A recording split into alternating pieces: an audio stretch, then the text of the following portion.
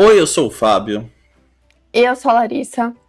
E esse é o Coisas de TV, o canal que é desse chão onde o rei é peão e essa novela vai voltar de novo. Com o laço na mão, ela laça a fera e marca mais uma reprise, né? Se tem uma coisa que o público gosta, é a reprise do Rei do Gado. Tanto o público gosta que essa aqui venceu uma eleição, o Globoplay Novelas, que é o Extinto Viva. Não é uma boa mudança de nome se a gente tem que ficar lembrando que é o Extinto Viva, eu acho. Mas o Globoplay Novelas fez uma enquete perguntando pro pessoal se queria reprise de Renascer ou de Rei do Gado, e Rei do Gado venceu, e nós não vamos fazer vídeo de sinopse porque a gente já fez isso. Não, eu acho que às vezes a democracia é um erro, né? Porque assim, se depender do público, eles vão repetir as mesmas 10 novelas pra sempre. Tipo, por amor, não sei o quê, vai ser por amor. É Por Amor, Senhora do Destino, Rei do Gato, vai ser, sei lá, Avenida Brasil, depois de um tempo, se for João Chocolate com Manuel. Pimenta. Do Valsir e Cravo e a Rosa, vai ser isso. Nunca mais eles vão conseguir outra novela. Mas hoje a gente vai falar sobre os barracos que aconteceram na produção de Rei do Gado. Teve bastante coisa, a gente se surpreendeu um pouco com a quantidade e uns barracos muito estranhos. Mas a gente vai falar isso quando? Depois da vinheta.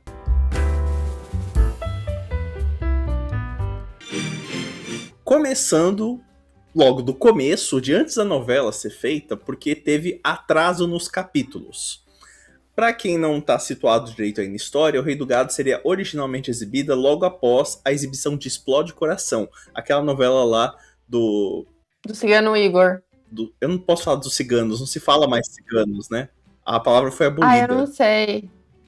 Eu já ouvi que é romani, mas eu já ouvi gente falando que também é ofensivo, então não sei. É a novela lá que tinha a Dara. E tinha o Ricardo Mack. Sim, o grande ator Ricardo Mack, né? Só que acontece o seguinte, o Benedito ele atrasou nos textos da novela, que é uma coisa que é uma constante em todas as novelas dele. Benedito sempre vai atrasar o texto. E aí, normalmente, a Globo manda esticar a novela que tá antes até a outra ficar pronta. Só que não dava dessa vez, porque a Glória Pérez, a autora do Explode Coração, tinha negociado com a Globo, olha, eu vou encerrar a novela nessa época, porque eu vou participar do julgamento do assassinato da minha filha, que foi a Daniela Pérez, que foi assassinada durante De Corpo e Alma, né?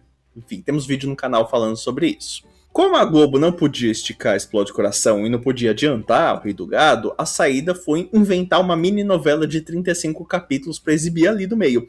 E assim ela pegou uma minissérie do Dias Gomes, que foi Fim do Mundo, e exibiu como uma mini novela de 35 capítulos. Opa, Jesus, hoje caiu o negócio aqui. Pronto. Essa foi a primeira treta. A segunda treta é o massacre de Eldorado dos Carajás, né?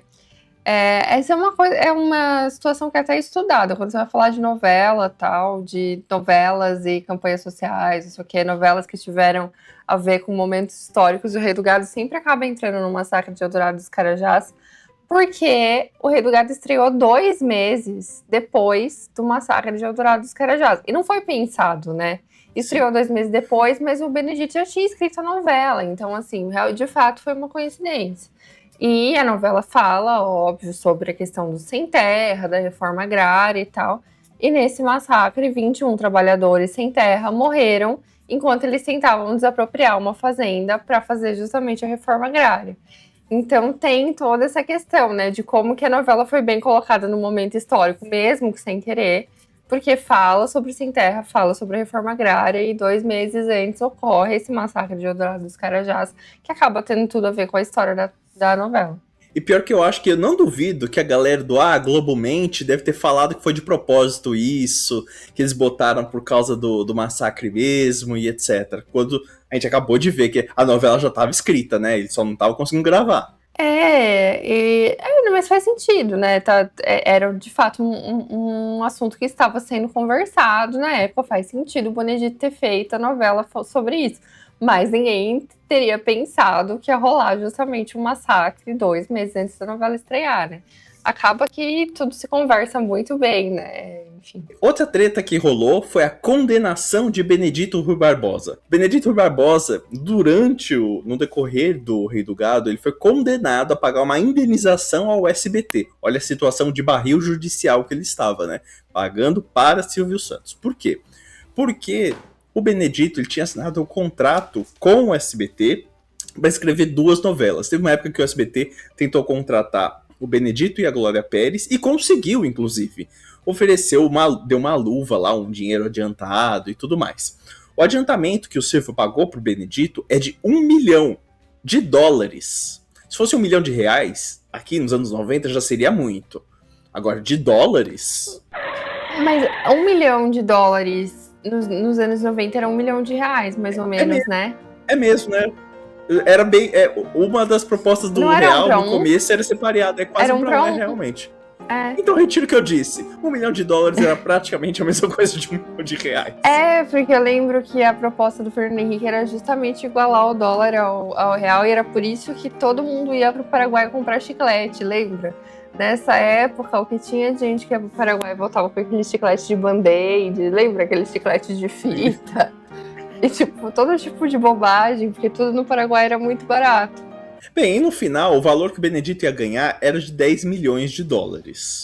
Mesmo assim, de R$ 10 milhões pra época, era uma grana. E aí aconteceu que ele não foi pro SBT escrever novela, ele voltou pra Globo, e aí o Silvio Santos falou, ei, o que é isso? Você assinou um contrato comigo. E aí entrou na justiça, e segundo a sentença do juiz, o Benedito não só foi condenado sozinho, mas também a esposa dele foi condenada, porque ela foi a avalista do contrato. Ele resolveu em casa mesmo, né? Entregou o contrato pra esposa, dar uma olhada, e aí ela falou, bora pra cima, né?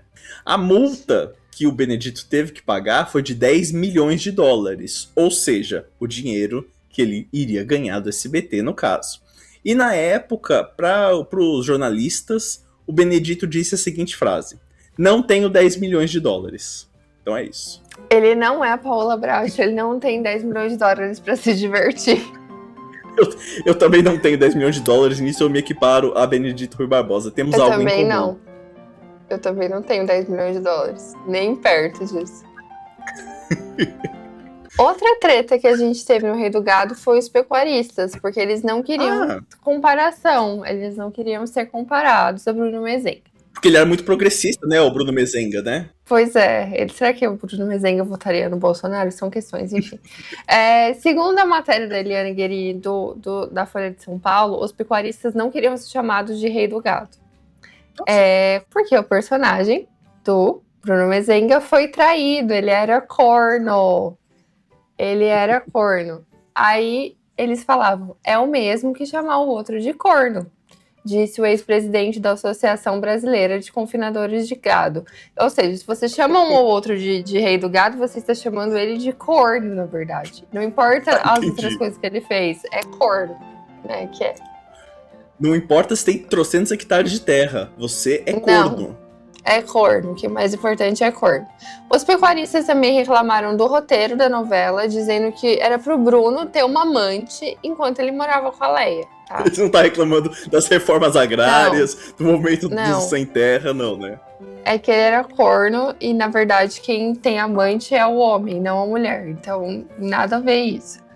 Aí, o presidente do Conselho Consultivo do Sindicato Nacional dos Pecuaristas contou que na família dos fazendeiros é normal o homem ter amante. Assim, faz parte da cartilha deles. O homem tem amante, cria gado e tem amante, é isso. É sensacional isso. Você vai, conversa com o presidente de associação nacional e ao invés de falar coisa séria, eles falam, pô, tamo bolado aí, o cara é corno, a gente não quer ser comparado com corno. A gente não é corno e o normal aqui pra gente é mais ter amante mesmo. Tem que perguntar pro cowboy do BBB se é verdade. Eu acho que ele rompeu com o sindicato quando ele foi pra Miami, né? Ele mora em Miami? Eu não lembro. É verdade. É verdade, é nos Estados Unidos. Mas não sei, às vezes ele quer fazer uma panquequinha de banana. Bem, enfim, chifres à parte, a novela também teve um grave erro técnico, Larissa. Você sabia disso? Você que acompanhou assiduamente, teve um grave erro técnico no capítulo exibido no dia 15 de outubro de 96. Ou seja, como aqui tem a data, vocês podem ir lá no Globoplay assistir, porque deve estar por data lá. Eu não fiz esse teste, mas eu tô seguindo a matéria da Folha, que publicou sobre o que ela chamou como... Eu acho que eles devem ter cortado, não devem. Eu imagino que devem ter editado. Eu acho que eu não lembro de ter visto isso em reprise. Porque eu não vi... Óbvio que eu vi o Rei do Gado quando eu tinha 7 anos, mas eu não lembro, né? Vou lembrando uma gata. Sim. E nas reprises eu não lembro disso passar. Eu chuto que deve ter cortado. que tá errado, né? Porque a proposta do Globoplay é você botar exatamente como foi exibido. Então eu quero a cena com erro.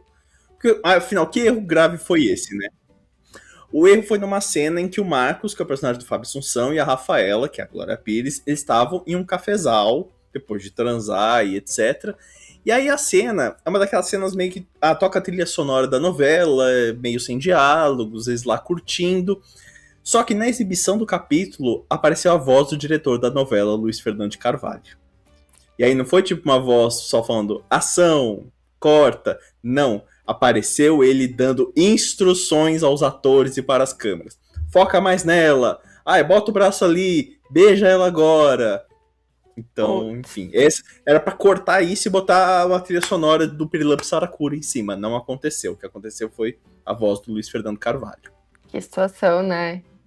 Nossa, isso é muito grave, de fato. Eu imaginei isso no ar. É muito feio. É uma cena de 1 minuto e pouco, né? Então, enfim, fiquei até curioso. Depois eu vou procurar esse capítulo. É nível hackers de uma vez que o Sandy Júnior teve hacker. Vocês lembram disso? Que um capítulo do Sandy Júnior, o seriado teve hacker, aí apareceu uma cena de filme pornô. Ai, eu tava confundido com outra treta. Dizem que foi hackers, mas não sei. Ou se alguém tava lá com a fita trocada. Mas pior que eu lembro disso. Eu lembro que eu tava assistindo na sala. E aí, tipo, minha mãe meio que me tirou da sala enquanto eu tava assistindo pra gente botar na TV no quarto. Ela falou, vamos ver se aqui no quarto também tá assim, esquisito. Porque era e era uma cenona de filme pornô. Esse gente, foi um negócio. E foi muito assim, tempo? bizarro. Durante muito. Foi alguns segundos só? Cara, foi 1 minuto, assim. Porque deu tempo de eu, tipo, tirar da TV, botar a TV no quarto e tal. E tava lá a mulher com o peito, assim, sabe? Aquela cena, assim. Porra, bizarro. Se você tem essa memória, diga aqui nos comentários. Os pecuaristas iam aprovar isso.